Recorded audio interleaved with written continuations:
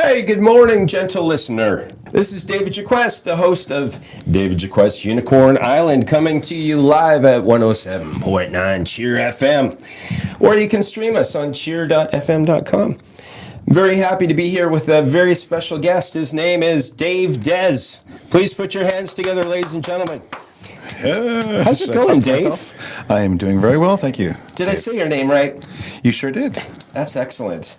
Dave, now I've been listening to your music on and off. I see you around. Dave's got the prettiest smile in town, and he also is an incredible musician, and he's got a lot going on for himself. So tell me a little bit about what you're up to right now, Dave. Talk to me.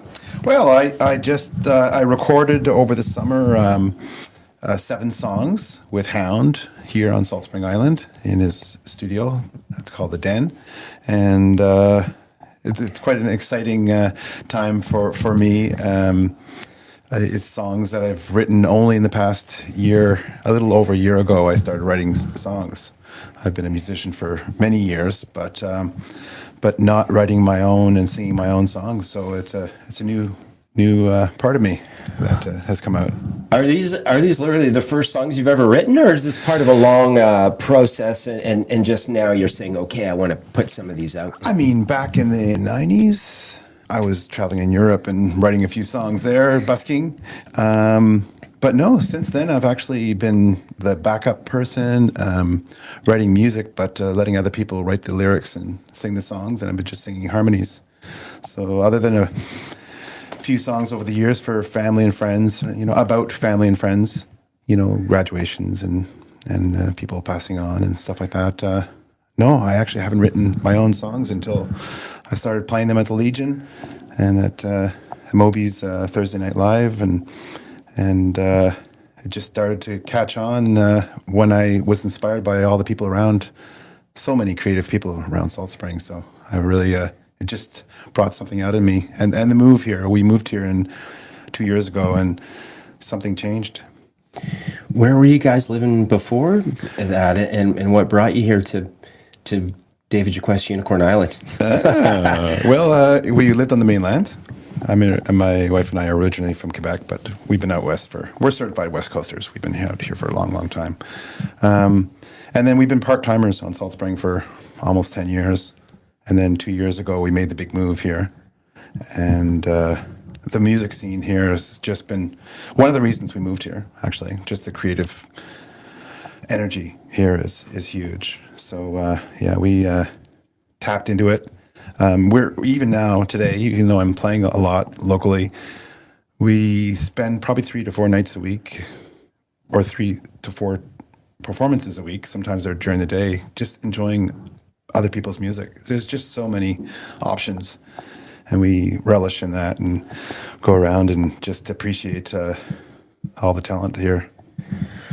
That's just amazing. It's really cool. It's hard for me to see what other people see. Like, I only see it through my own, like, thin-rimmed goggles, because I've been here so long. But yeah, there is a lot going on, and I guess it's pretty exciting just in that sense. What I really do notice about here is that it's user-friendly in a sense. Like, people come here, they didn't grow up here, they don't know anybody, and within a year, they're out playing everywhere. They've got albums out. And I was like, wow. Yeah, so what are we going to listen to? What's our first track we're going to listen to, Dave? And can you tell me about your album? Sure, a little bit. Yeah. So it's 7 songs is what I recorded, and I'm just releasing one a month. Starting with Catharsis Caught and Poison Envy, and the song that we're about to hear, which is Hippocampus. Just came out on Friday, and it's all leading up to a release in probably January, I'm thinking. And it'll be probably called Catharsis Caught, since the term Catharsis Caught is about, a cathartic moment, which was the move to Salt Spring. So that's what got the whole thing started, actually, in many ways. And Hippocampus in particular is about memories. And it's part of your brain that stores and where you retrieve memories is one of the functions of the hippocampus in our brains. And so the stories and the song is our take on how we retrieve memories. And we don't always replay it exactly the way it was. Sometimes we will embellish it a bit, downplay aspects, outright forget it, memories to protect ourselves subconsciously or deliberately. So this is that song Hippocampus is about that. As soon as I heard it, I wasn't thinking about the brain, even though I know that's the reference. I was thinking, wait a minute, it's a campus. There's actually a college campus out there hippos. full of hippopotamuses. Exactly. I got pretty excited. I still do, just hearing the name of the song. So, yeah, let's go there, Dave. Let's fire up. We're going to listen to Hippocampus. Enroll now, because that university is going to be very busy after everyone hears this song. Yeah, let's lay it on me. Here's Hippocampus by Dave Dez.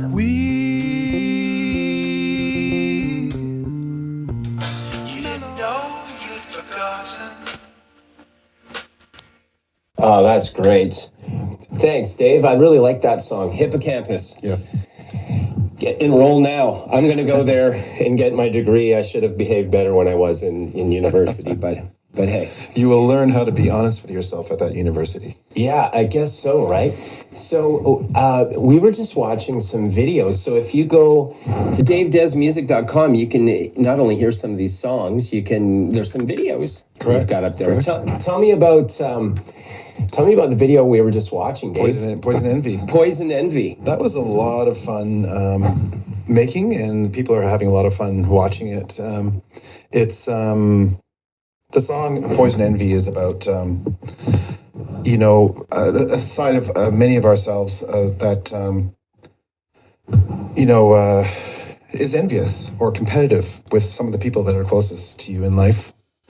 And you don't sometimes realize you're even doing it. You're downplaying somebody's successes or wonderful moments, inserting a joke when a beautiful moment could have ran its course to interrupt the flow, to take the spotlight off of another person. That's kind of what that song's about. And so the video is, me searching for that side of myself, because the main hook in the song is somebody saved me from me. I'm my own worst enemy. So the whole song is kind of one side of me trying to save the other side. I really love the video. So for all you listeners out there that haven't had a chance to go to davedezmusic.com yet, it's great. It starts with Dave's in the video, and he's got a picture of himself on his cell phone, and he's stopping people driving down the street, essentially. Correct me if I'm not detailing right. And it appears to be asking, have you seen this guy? Like, I'm looking for this man, for good or for ill, and no one can really help him. He goes to find Reverend Rick at the Roco. He's no good. He's not helpful. Until you meet Jan. Anyway, it's just a wonderful video, Dave. Dave, it seems to me like there's something about you that kind of gets me here, and there's a reason why you're one of my first guests, other than the fact that you're extremely amiable and willing to be led into the dragon's den, so to speak, over here. But I just love, there's a certain kind of sincerity, there's an authenticity that comes through here. I mean, how is it that you're actually writing about like your psychological condition, or as you perceive it, or really human conditions, I guess. And do you have an interest in psychology? Like, what's your background? What have you done for work and stuff? And how does that inform what you're doing? Because I think you got a different take, man. That's what I noticed about you. I mean, I was in psychology in university a long time ago, but I don't. So I think human behavior is something I've always been interested in, but not really academically. I think it's feel. I empathize. Many of my songs are empathetic stories of other people's stories. They're not necessarily my own. Sometimes I sing them from my perspective for the purpose of the song, but they're shedding light on situations and conditions and experiences. The creation of the songs, I'm tapping into something really deep, things that move me, music that has moved me in the past. I'm channeling that into my music. And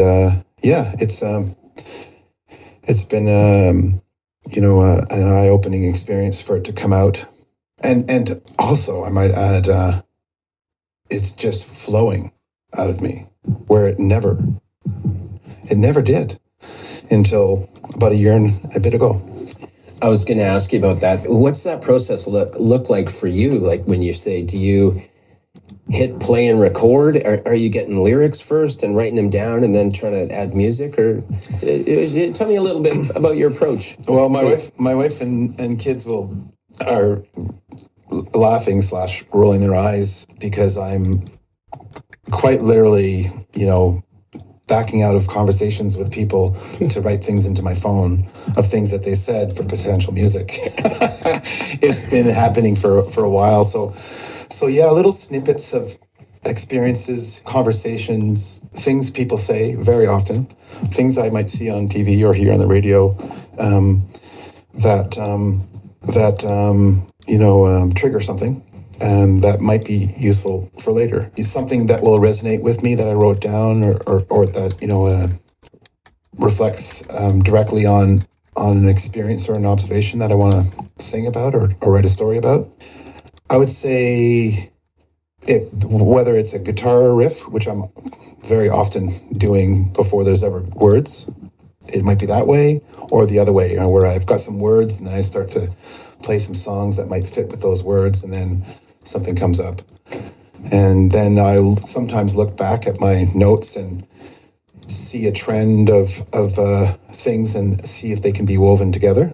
Multiple concepts from different situations that relate to the same story that's emerging in the song. Do you end up with a lot of material and then you have to whittle it down, or how does that kind of look for you? Well, I've only written about maybe 16 songs in the past. Well, oh boy, that sounds like a flex. But yeah, they were coming out fast and furious, like one a month roughly. And I was, going over to the Legion at the open mic and saying, here's a new song, and trying to remember all the lyrics because they're that fresh. Yeah. And, I think a receptive audience had a lot to do with me feeling encouraged to write more. Although it wasn't all about that. It was about just getting it out of me and into a song form. Well, let's put on your next masterpiece here, the Poison Envy song. I just absolutely love the video. It's great. So make sure you go check that one out, everybody, at davedesmusic.com. Here we're going to play Poison Envy. It's not that I know any better. It's not that I want what's best for you. Somebody save me from this poison envy.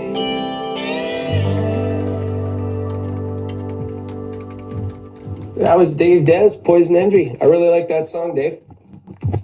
We were just talking about Dave Des's process. So I'm the kind of guy, every now and then I can just be found somewhere with an acoustic guitar noodling somewhere where I don't belong. And one of those places was the brewery down at the South End. I met Dave down there, and they had an open mic, and I was playing there with the Wandering Wolves, I think, that day. And I had the pleasure of sitting in with you, Dave. And I was just saying to him, what I don't know if it's apparent to the average person just listening out there, but Dave, tell me about your tunings, Dave, because you play, tuning, I guess I should say. Because when I sat in with Dave to back him up, I realized I jumped into the deep end really quick, as every note that he played on guitar, I couldn't look at what he was playing and then echo that. I had to really listen to my own brain to come up with a response to what you were doing. And why is that, Dave? What makes you so good? What are you doing out there that no one else has figured out yet? Well, I'm sure I'm just rehashing something that's probably already been done. But, I think a lot of my progressions are the things that move me the most when I'm creating music, so where you think I'm going to go next, maybe why you had a little trouble following me that day, was because I go somewhere different.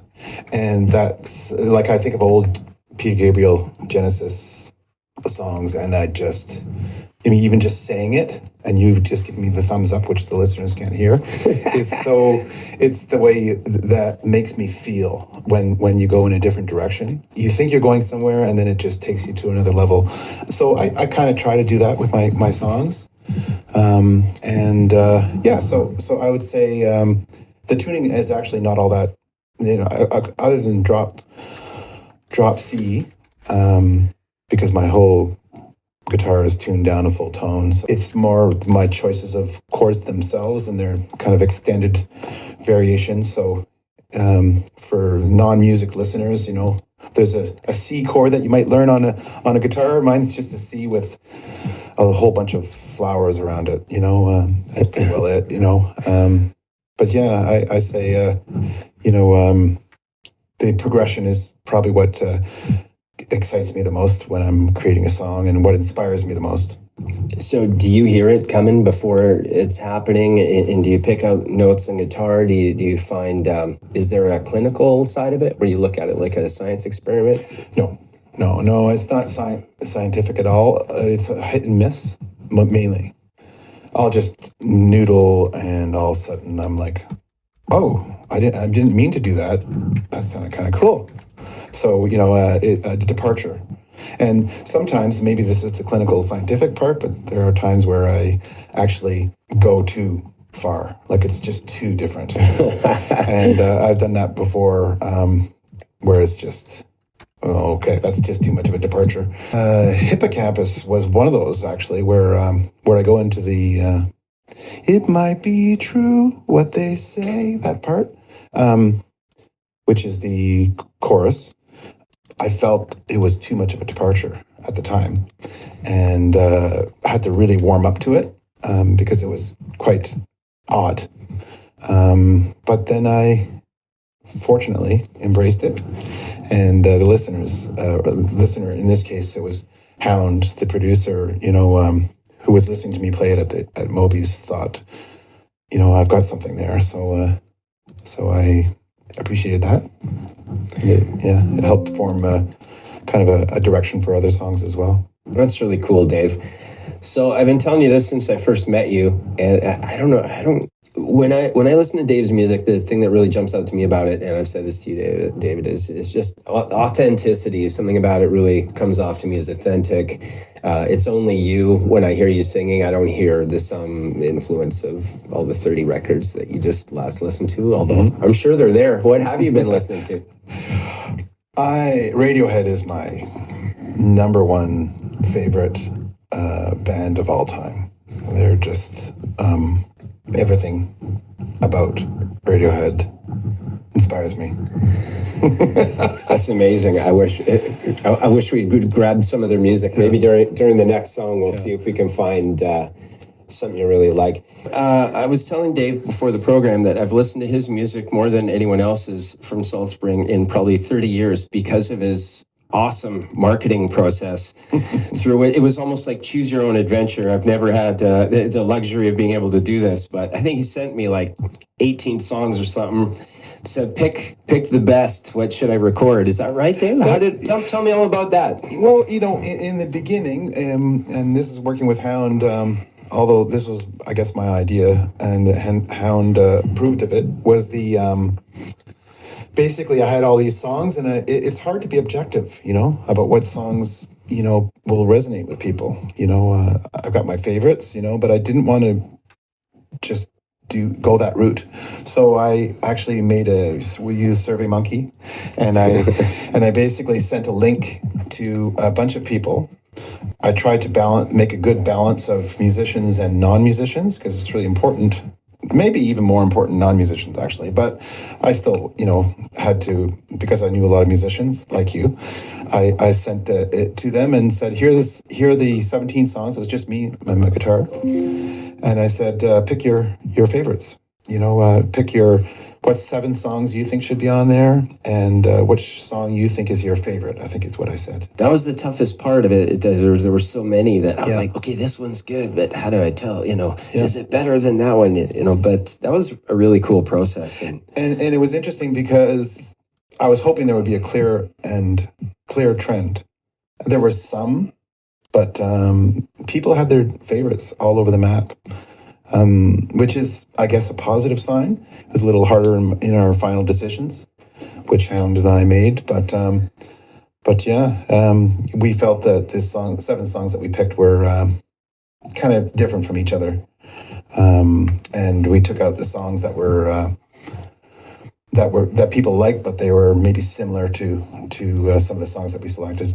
Tell me about this next song we're going to play of yours, Catharsis Caught. Yeah, so that started with me having a conversation with a person who became a friend at the local pub here, and who lives on a boat, as a lot of people do who frequent that establishment.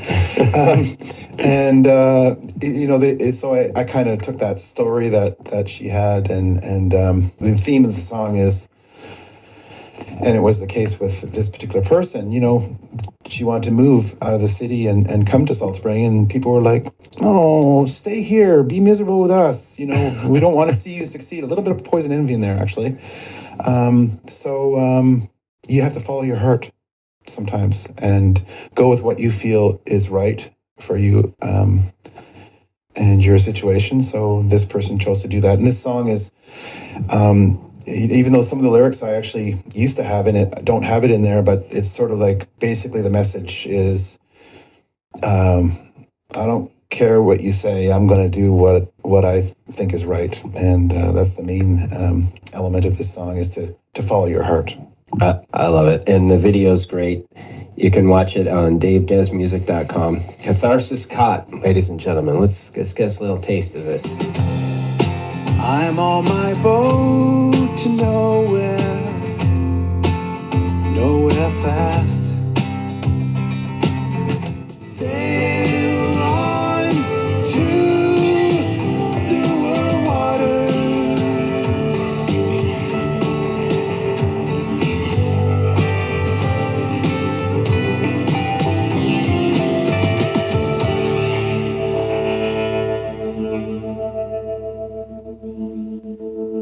Hi, I'm Damien Inwood. I'm the president of the Gulf Islands Community Radio Society, and I'm pleased to welcome you to CHIR-FM on 107.9, the voice of the Gulf Islands. To right the wrong, your price, the saddest song. It's more colors than blue.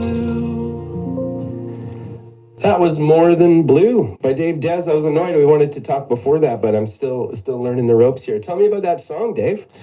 It was inspired by some people that were very, very close to me, that are close to me. It's, when I'm on stage talking about it, I used to not be able to play through it without crying, actually. That song is about love and hope in the darkest of dark times, is what I say before I play it.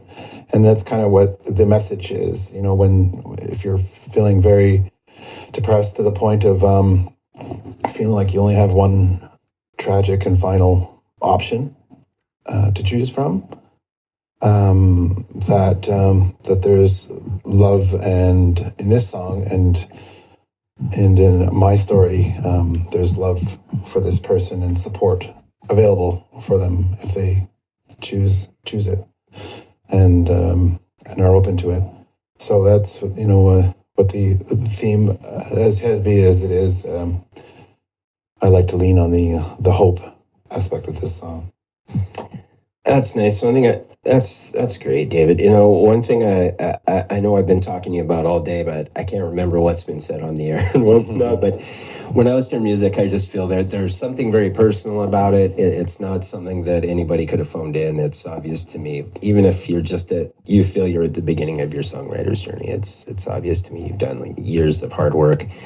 Fermenting, as we put it, percolating. Yes, that coffee pot has been on the boil for a long time, and that's some potent brew.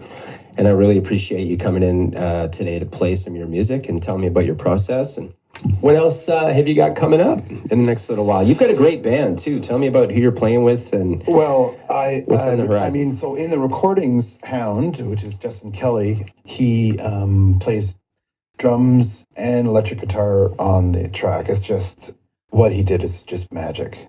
As a producer as well, I can't say enough about just how awesome he was working with me and delicately and deftly suggesting other ways of doing things or try this kind of approaches really helped with my recording. So he played on it, but he's and his partner have a baby, so he won't be playing with me for a while. So instead, I've got Troy Giro, who's going to join us on drums. He's amazing, talented young drummer here in Salt Spring. Right from the start, I've had Sam Shuett on bass. He's just a master.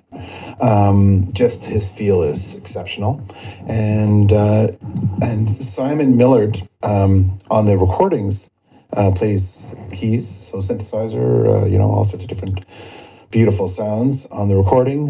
But when we play live, he plays trumpet as well as keys. And actually, we're playing this Thursday at Thursday Night Live at Moby's. All right. And he'll play one or two songs where he actually plays both at the same time, which is really cool. We had a rehearsal the other night, and it was our first rehearsal with Troy on drums, and it was just hearing Simon do this. It was pretty cool. He did it once at the local, and I said, you got to do that again. And then I'll be playing at Tia Tempo, which is an afternoon series at the Anglican Church on November 5th at 2 o'clock. And it'll be fun. And that'll be with the same musicians I just mentioned. That sounds great, Dave. I'm very happy to possibly be immortal now, because while we were talking, David started writing things that I had said down in his notebook for the next album. So my lawyers are listening. I just want to put that out there. Yeah. Thank you so much for coming in today, Dave. I've had a really wonderful time. I love you. I love your music, and I can't wait to hear more. So tell me you'll come back one day. With pleasure. And please, gentle listener, go to davedesmusic.com and check out some of his fantastic videos. So happy to have you here today. You've been listening to David Jaquet's Unicorn Island, where every Tuesday morning at 11 o'clock, I interview famous unknown, as Paul Marcano would put it, or just we explore the wildlife of Salt Spring through musicians, artists, and all kinds of wonderful people that live here. Thanks for coming out today, Dave. Thank you.